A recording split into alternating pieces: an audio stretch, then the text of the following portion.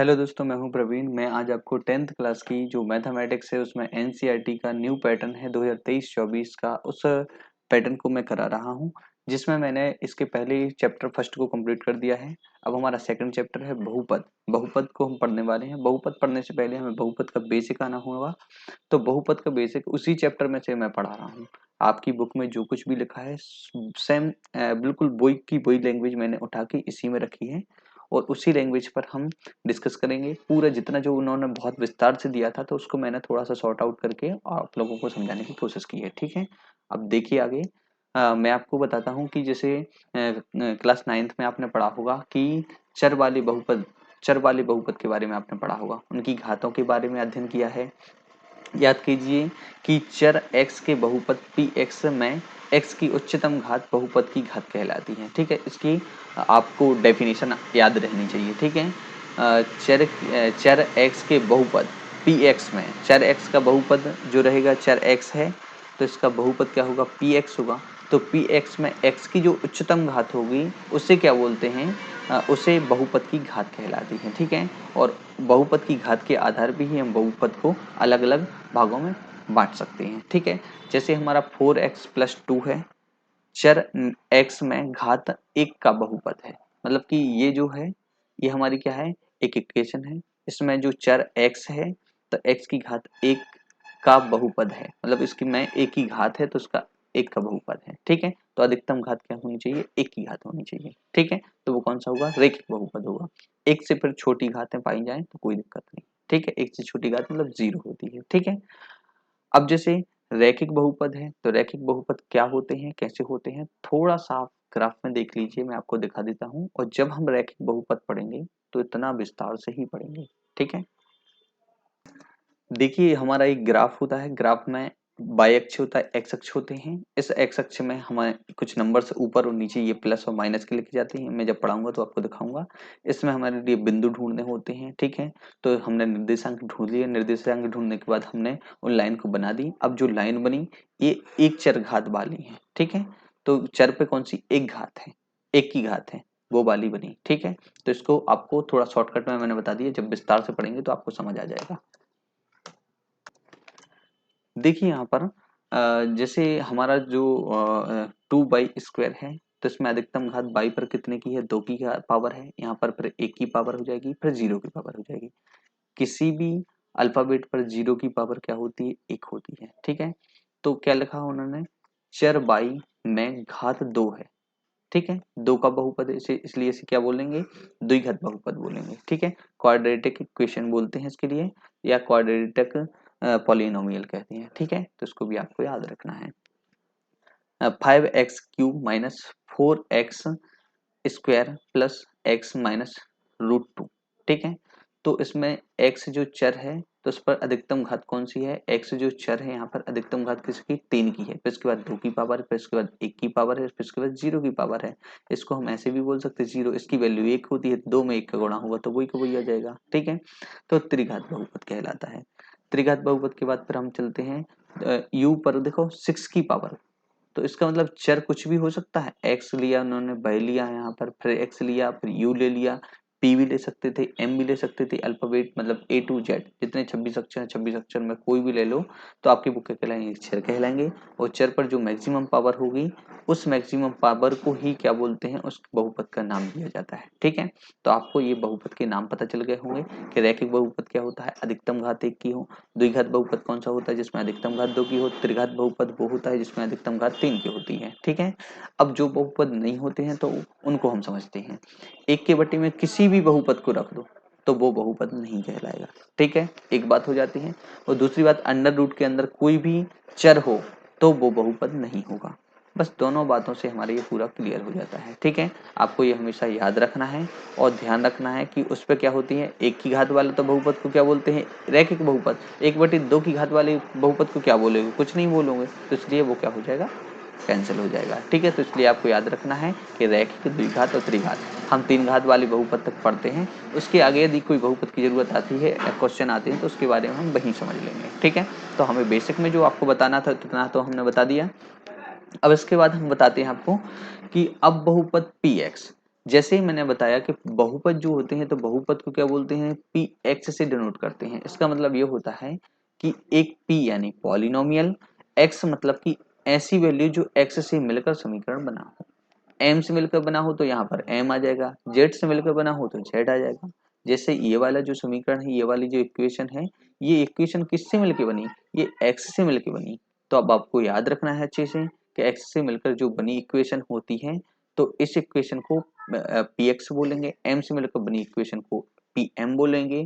तो ऐसे आपको याद रखना है, ठीक है। इस बहुपद पर विचार कीजिए। इस बहुपद में यदि x की जगह हम 2 को रख देंगे, जैसे हमारा बहुपद कौन सा हो गया, P x, x square minus 3x लिखा है माइनस 4 लिखा है। यदि x की जगह हम 2 को रख देंगे तो p सेम वही रहेगा, x की जगह 2 हो जाएगा और जितने भी x हैं तो उनकी जगह भी 2 हो जाएंगे, ठीक है। तो इनकी जगह भी हमने क्या कर दिया, 2 को कर दिया, ठीक है। और इसको सॉल्व जैसे ही हम करेंगे तो इनको क्या किया, 2 दूनी 4 हो गया, तो ये 4 हो गया, ये 6 हो गया, ये 4 हो गया, ये दोनों कट गए तो -6 आंसर आ गया।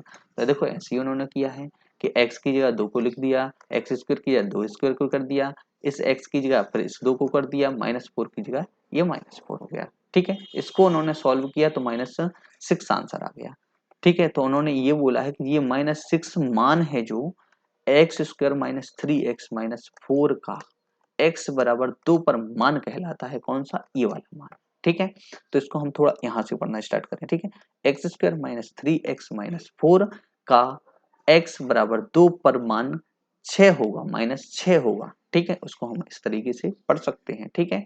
तो इसको हम फिर से मैं बता दूं कि एक्स स्क्वायर -3x-4 का x बराबर 2 पर मान -6 कहलाता है, बस इसको ऐसे बोलेंगे, ठीक है। अब थोड़ा इसमें थोड़ी लैंग्वेज में आ जाते हैं। अब जैसे मैंने यहाँ पर तो 2 ले लिया, हम 3 लेंगे, हमें आपको समझाना 5 लेंगे, 8 लेंगे, तो ऐसे हम 2 की जगह पे कोई भी मान लेते जाएंगे, ठीक है। अब ऐसे में क्या हुआ, हमें बाद में ये पता चलेगा कि यार हम एक ही वैल्यू वैल्यू बार बार लेके हम समझाने की कोशिश कर रहे हैं, तो कुछ ऐसा मान लो कि उस जगह पे हम कुछ भी रख सकते हो। उसको समझाने का तरीका, के क्यों ले लेते, एक्स क्यों ले लेते हैं, क्योंकि हम उसको यूनिवर्सल बना सकें, सार्वजनिक बना सकें, सब लोगों को मतलब एक फॉर्मूला टाइप का बना सकें, ठीक है। आप इस बात को समझो। पी एक्स, एक्स में कोई बहुपद है, ठीक है, एक्स में कोई बहुपद है, ठीक है, और के कोई एक वास्तविक संख्या है, ठीक है। वास्तविक संख्या मतलब कि 2 3 4 5 कोई भी संख्या है वास्तविक संख्या। तो पी एक्स में एक्स को जब के स्थान से प्रतिस्थापित करेंगे, जैसे कि मैंने एक्स की जगह 2 को प्रतिस्थापित किया था यहाँ पर, तो ऐसे प्रतिस्थापित करने पर वास्तविक संख्या पी एक्स का एक्स बराबर के पर मान कहलाती है, ठीक है। तो क्या कहलाती है, एक्स में एक्स की जगह पर जब हम के को बदलेंगे तो उसके एक दोनों एक दूसरे के बराबर होंगे, उनका मतलब ये है। इसे पी के द्वारा निरूपित करेंगे, मतलब कि जो चीज यहाँ पर पी एक्स में थी, अब उसकी जगह एक्स की जगह जब हमने के कर दिया तो पी के पर निरूपित करेंगे, जैसे पी टू पर निरूपित किया था, ठीक है। तो ये बात आपको समझ में आ गई होगी। पी और एक्स ये ब्रैकेट वाला थोड़ा परेशान करता है, बस उसको डिनोट करने के लिए शॉर्टकट में उन्होंने इतनी बड़ी बात नहीं बोली कि बहुपद एक्स, ऐसे नहीं बोला उन्होंने। उन्होंने बहुपद को क्या बोल दिया, पॉलिनोमियल, और एक्स को क्या बोल दिया, पी एक्स। समझे बात को आप, ठीक है। तो इस तरीके से उन्होंने किया है।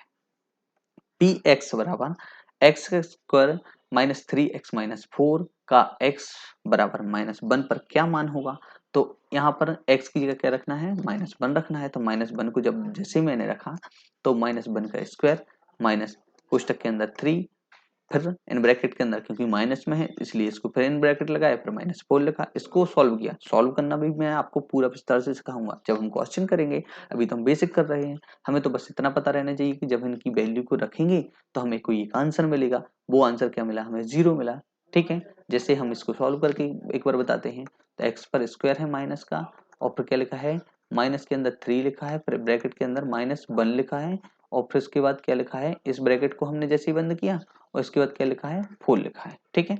तो -1 का करेंगे तो क्या बना जाएगा, माइनस, यहाँ पे कितना हुआ, माइनस माइनस थ्री, -3 हो जाएगा, फिर यहाँ पे क्या हो जाएगा, प्लस का 3 हो जाएगा, तो यहाँ पे -4 हो जाएगा। इन दोनों को जैसे ही हम काटेंगे तो कितना आ जाएगा, हमारा 0 आ जाएगा। तो हम इससे ये पता चला कि इस वाले को सॉल्व किया तो 0 आया। फिर साथ ही उन्होंने क्या किया, 4 लेके फिर आंसर किया। ये मन से माने हैं, ये मन से क्यों माने हैं, वो जब आप आगे करोगे क्वेश्चन, ये मन से उनको क्योंकि आंसर पहले से पता थे, ठीक है, तो इसलिए उनने आपको समझाने के लिए पहले से -1 ले लिया और क्या ले लिया, 4 ले लिया। इनको निकालना भी मैं आपको सिखाऊंगा कि ये -1 और 4 कैसे आते हैं। फिलहाल हम अभी बहुपद को समझने की कोशिश कर रहे हैं, तो पहले आप समझो, फिर बहुपद को सॉल्व करने की हम कोशिश करेंगे। बहुपद को हम बहुत सारे क्वेश्चन सॉल्व करेंगे, इतनी प्रश्नावली है तो इतने सारे क्वेश्चन इतने सारा सॉल्व करेंगे कि आपको ये जो 2 आंसर हैं ये पहले से जो दिए हुए हैं ये दोनों आंसर मैं आपको बता दूंगा। यही आंसर रखने पर ही आंसर 0 आएगा। देखो यहाँ पे 4 को रखा तो 4 को रखने पर ही 0 आंसर आया, ठीक है। तो इससे आपको क्या पता चला कि जब ये दोनों वैल्यू को हम रख रहे हैं, इस वाली वैल्यू को और इस वाली वैल्यू को रख रहे हैं, तो क्या समीकरण, ये वाला जो पूरा समीकरण ये क्या हो जा रहा है, शून्य हो जा रहा है, ठीक है। तो ये शून्य करने वाले आंसर हैं, मतलब समीकरण को शून्य बनाने वाले आंसर हैं। तो इसका मतलब क्या है, p-1 है और p4 है, ये दोनों क्या कर रहे हैं, समीकरण को शून्य बना रहे हैं। तो इसलिए -1 और 4 द्विघात बहुपद x² - 3x - 4 के क्या कहलाते हैं, शून्यक कहलाते हैं। समझे बात को, ये शून्यक वर्ड पूरे चैप्टर में चलेगा। और हमने तो जब मैथ से पढ़ी थी हमें शून्यक वर्ड समझ नहीं आया था, भले ही हमारे मैथ में 100/99 आ गए थे। बाकी मैं पढ़ता रहा था, मुझे ये शून्यक वर्ड कभी समझ नहीं आया कि शून्यक आखिर होता क्या है।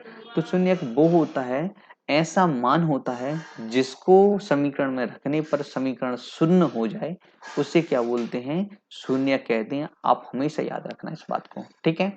अधिक व्यापक रूप में एक वास्तविक संख्या, देखो अधिक व्यापक रूप में एक वास्तविक संख्या के बहुपद px का शून्य कहलाती है। ये थोड़ी लैंग्वेज टफ है, आपको तो बस इतना अच्छे से याद रखना है कि शून्यक वो कहलाते हैं जिनको समीकरण में रख दो, जब उनका फाइनल आंसर आए तो वो 0 हो जाए, मतलब जो समीकरण को शून्य कर दे उसे शून्यक कहते हैं। जैसे x² है तो x² है, स्क्वायर स्क्वायर का मतलब कि इसके 2 शून्यक होंगे। x अकेला है मतलब उसके 1 शून्यक होंगे। x पर 3 की पावर है, इसके मतलब 3 शून्यक होंगे, ठीक है। तो ये आपको अच्छे से याद रखना है, ठीक है। अब इसके बाद हम मेन इंपॉर्टेंट इनके फार्मूला पे चलते हैं। ये फार्मूला कभी एक साथ नहीं देखने को मिलते, तो इसमें दिक्कत बन जाती है हमारे लिए, ठीक है। इसको थोड़ा सा खिसका लेते हैं, ठीक है, क्योंकि ये पूरा नहीं दिख रहा था। अब देखो इसमें क्या बोला है कि px के शून्यक, बात वही हुई, px के क्या शून्यक उन बिंदुओं के x निर्देशांक होते हैं जहां y बराबर px का ग्राफ x को प्रतिचित करता है। थोड़ी क्या है कि आपको ये भाषा ऐसी लगेगी जब तक आप शून्यक को नहीं पढ़ लोगे, जब तक आप निर्देशांक को नहीं पढ़ लोगे। मेरा पहला काम था कि मुझे आपको बेसिक बताना है, तो बेसिक में मैंने थोड़ा सा बता दिया, बस आप इस लाइन को बार बार पढ़िएगा। जब हम शून्यक को पढ़ेंगे उस टाइम पे आपको ये बात याद दिलाएंगे और इस वाले पेज को हम फिर से लेके आएंगे वापस, ताकि आप लोगों को ये बात थोड़ी अच्छे से समझ आ जाए। क्योंकि यहाँ पे थोड़ा समझना इसलिए मुश्किल है क्योंकि हम अभी पॉलिनोमियल बहुपद का इंट्रोडक्शन ले रहे थे। इसमें थोड़ा शून्यक और निर्देशांक की बातें हैं, तो शून्यक और निर्देशांक तब समझ में आएंगे जब आप उसका थोड़ा क्वेश्चंस वगैरह करोगे तब समझ आएगा, या ग्राफ बनाओगे तब समझ आएगा। तो मुझे इसमें ये बताना है, तो ये दो बातें थोड़ी अभी के लिए स्किप कर देते हैं, ठीक है। रैखिक बहुपद ax+b मतलब कि a की जगह पे आप 2 रख दो, ax+b की जगह 4 रख दिया, ठीक है। तो एक हमारा बहुपद बन गया। तो उन्होंने a और b क्यों लिया, a और b इसलिए लिया कि इसकी जगह पे आप किसी भी वैल्यू को रख लो और अपना समीकरण बना लो, ठीक है। तो हमारा ये रैखिक बहुपद है। और रैखिक बहुपद में के शून्यक, शून्यक मतलब जो आंसर होते हैं, शून्यक मतलब कि ऐसा x का मान जो समीकरण को शून्य कर दें, उसको हमें निकालना है। तो उसको हमें निकालने के लिए क्या करेंगे, देखो जैसे ax+b लिखा है तो इसके बराबर में हमने क्या किया, 0 किया। अब इसका हम पक्षांतर करेंगे तो ax बराबर क्या हो जाएगा, माइनस का b हो जाएगा, ठीक है। फिर इसके बाद हमें x की वैल्यू निकालना है, तो -b अपॉन क्या हो गया, हमारा a हो गया। तो हमारा एक शून्यक निकल के आ गया कि नहीं आ गया। तो ये शून्यक मतलब कि इस समीकरण में जो दो और क्या है, a और b हैं, ये दोनों हैं a और b, ठीक है। तो a और b, जैसे b की जगह पर कितना लिखा था हमने, 4 लिखा था तो 4 लिख दिया, ठीक है। a की जगह पर कितना लिखा था हमने, 2 लिखा था, तो यहाँ पे माइनस लगा है तो माइनस लगा दिया। दोनों को काटा तो हमारे पास एक शून्य कौन सा मिल गया, 2 मिल गया, ठीक है। जो 2 वो भी क्या है, माइनस का, ये 2 पूरे समीकरण को शून्य कर देगा। कैसे करेगा करके देखें। हमने क्या बोला था, शून्य क्या होते हैं, जो समीकरण के मान को 0 कर दें, और शून्य निकालने का फॉर्मूला ये है, ठीक है। इस फॉर्मूला से हमने क्या किया कि इसमें -b और a की वैल्यू को रखा तो हमें -2 मिल गया। अब -2 को जैसे ही हम इस समीकरण में रखेंगे तो देखो 2 माइनस का कितना लिखा, 2 लिखा, प्लस में कितना लिख दिया, 4 लिख दिया, यहाँ से -4 आ गया, यहाँ पे +4 आ गया और ये कितना हो गया हमारा 0 हो गया। तो मतलब कि ये शून्य निकालने वाला फॉर्मूला अच्छा काम कर रहा है। अभी मैं सिर्फ आपको बता रहा हूँ, अभी इस पर हम क्वेश्चन करेंगे तो बहुत अच्छे से समझ आएगा। जैसे कि बी है, तो बी क्या है, एक अचर पद है। अचर पद मतलब कि ये लास्ट वाला अचर पद बी, ठीक है। इसके साथ कोई चर नहीं है। चर और अचर मैंने पहले बताए थे फर्स्ट क्लास में कि चर वो होते हैं XYZ, ऐसे याद रख लो, और अचर वो होते हैं 1 2 3 4, गिनती होती है 1 2 3 4 गिनती, ठीक है। चर के मान को हम बदलते रहते हैं, अचर के मान को कभी नहीं बदलते। ये मैंने फर्स्ट क्लास में सिखाया था, सबसे पहली क्लास में सिखाया था, ठीक है। तो आपको आज भी याद रखना है। तो -1 अचर पद हो गया। एक्स का गुणांक, एक्स का गुणांक मतलब कि उसके गुणा में जो भी लिखा हो, तो गुणा में ए लिखा है तो ए वही है, ठीक है, पहली बात। अब इसके बाद यदि द्विघात बहुपद की बात करें तो द्विघात बहुपद है तो उसकी शून्यक 2 होंगे। अब शून्यक की ABCD तो ऑलरेडी चल रही थी, अब उनको समझ नहीं आया कि अब शून्यक को अब हम क्या माने। यहाँ पे तो चलो एक्स मान लिया था, अब यहाँ पे दो शून्यक अलग अलग हो गए, तो यहाँ पर दो शून्यक अलग अलग हो गए, वो भी क्या एक्स की वैल्यू होंगी ना, दो शून्यक अलग अलग, ठीक है, क्योंकि एक्स स्क्वायर है, AX² plus BX plus C लिखा है, तो इसके शून्यक अल्फा और बीटा है। क्योंकि दो शून्यक थे, अब वो नाम उनको, अब ABCD तो हट गई, अब वो सारे सब सेम ही हो जाते, इसलिए उन्होंने कुछ नए सिंबल लेके आए, जैसे अल्फा और बीटा। तो ये किसके मान है, ये एक्स के मान है। एक्स मतलब क्या है, तो एक्स की जो मान होते हैं वो अल्फा बीटा है, ठीक है। तो इसको हम ऐसे लिख सकते हैं, तो x बराबर अल्फा एंड बीटा, जो भी आंसर आएगा अल्फा और बीटा के बराबर होगा। अभी थोड़ा कम समझ में आए कोई दिक्कत नहीं, बस मगर इतना पहले से समझना जरूरी है। जब हम क्वेश्चन में बीच में लेके आएंगे तो आप बोलोगे कि कहाँ से लेके आ गए, इसलिए मुझे बताना जरूरी है, ठीक है। अब जैसे हमारा जो व्यापक समीकरण होगा, तो जैसे मैंने समीकरण को बना लिया था, तो ऐसे समीकरण वर्ग समीकरण भी बन जाएगा। वर्ग समीकरण में अल्फा और बीटा, ठीक है, अल्फा और बीटा दोनों की वैल्यू मैंने, एक मिनट रुकना, ठीक है, चार्ज में लगा दूं। देखो, अल्फा और बीटा की जो वैल्यू होती है -b/a, ठीक है। तो -b/a से हमारा क्या, अल्फा प्लस बीटा मतलब मूलों का योगफल मिल जाएगा। ये मूल जो शून्य को क्या कर, जो समीकरण को शून्य बनाते हैं, ये दोनों मूल होते हैं। इन दोनों मूलों को हम जोड़ेंगे तो -b/a की वैल्यू आएगी, और इन दोनों मूलों को यदि हम मल्टीप्लाई करेंगे तो c/a की वैल्यू आएगी। या इसका अपोजिट हम ये भी कर सकते हैं कि हमारा समीकरण ये है, इस समीकरण में से b और a की वैल्यू जैसे हम रखेंगे तो मूलों का योगफल आ जाएगा, और समीकरण में हम क्या करेंगे कि इन दोनों की b और c की वैल्यू रखेंगे तो क्या आ जाएगा, मूलों का गुणनफल आ जाएगा। तो ये दोनों बातें आ गई समझ में। देखो x का गुणांक क्या होता है, x का गुणांक b कहलाता है। तो देखो x का गुणांक b है, x² का गुणांक कौन सा है, a है, x² का गुणांक a है, तो ये लिख दिया। यहाँ पे अचर पद कौन सा है, अचर पद c है, और x² का गुणांक a है, तो x² का गुणांक ये है कि नहीं। तो इतना बेसिक में आपको पता चल गया होगा, ठीक है। ऐसे ही क्या है त्रिघात समीकरण में, त्रिघात समीकरण का व्यापक मूल रूप क्या होता है, ax³ bx² cx plus d, ठीक है। तो ax का गुणांक a हो गया, x² का गुणांक b हो गया, cx का गुणांक क्या हो गया, d हो गया, और यहाँ पे क्या था, cx का सॉरी x का गुणांक ओनली क्या हो गया, c हो गया, d क्या है, एक अचर पद है, ठीक है। तो उसको भी हमने बिल्कुल, अब क्या हुआ त्रिघात बहुपद में इनके अल्फा बीटा और गामा, त्रिघात बहुपद है तो इसके 3 शून्यक हो गए। शून्यक कौन होते हैं, जो समीकरण को शून्य बनाते हैं, ठीक है। तो इसके हमने पहला शून्यक alpha plus beta plus gamma, तीनों का योगफल निकालना है तो -b/a, इनका मल्टीप्लाई करके योगफल निकालना है तो c/a, तीनों को मल्टीप्लाई निकालना है तो क्या हुआ d/a। तो ये आपको अच्छे से समझ आ गया होगा, क्योंकि चैप्टर करने से पहले हमें सारे फॉर्मूला सारी चीजें पहले से स्पष्ट होना जरूरी है, और जब हम अब चैप्टर को स्टार्ट करेंगे तो हमें चैप्टर बहुत अच्छे से समझ आएगा, ठीक है। तो आपको हमारे वीडियो अच्छा लगा तो हमारे वीडियो को लाइक करें, चैनल को सब्सक्राइब करें, ठीक है, और आगे नेक्स्ट क्लास का वेट करें, जिसमें मैं पूरा बहुपद को कराने वाला हूँ, एक एक प्रश्नावली से कराने वाला हूँ, बिल्कुल टेंशन वाली बात नहीं है, ठीक है। Thank you, bye bye.